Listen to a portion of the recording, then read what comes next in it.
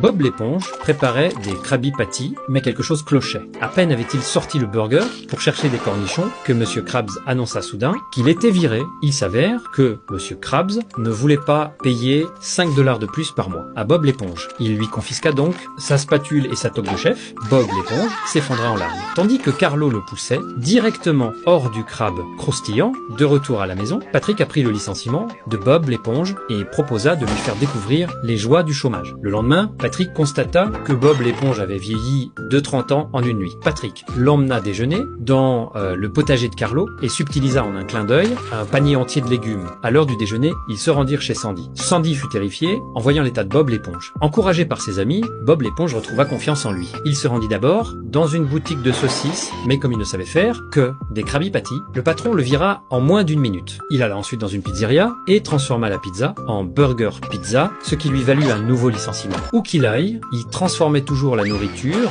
en forme de burger. Bob l'éponge rentra chez lui, le cœur gros. Soudain, 2 saucisses géantes défoncèrent sa porte et l'emportèrent de force. Il s'avère que les clients adoraient son burger saucisse et que le patron voulait le réembaucher de force. Mais à peine le patron des saucisses était-il parti que celui de la pizzeria lui enleva ses menottes, car le burger pizza cartonnait aussi. Bientôt, tous les patrons de restaurants se battirent pour s'arracher Bob l'éponge. À ce moment-là, un Krabby Patty géant transperça le toit, chargea Bob l'éponge sur son dos et s'enfuit. Destination: le crabe croustillant, aux affaires désastreuses. Il s'avère que le Krabby Patty géant était Carlo déguisé. Bob l'éponge était devenu une habitude pour lui. Bob l'éponge décida de revenir et le crabe croustillant retrouva sa prospérité d'antan.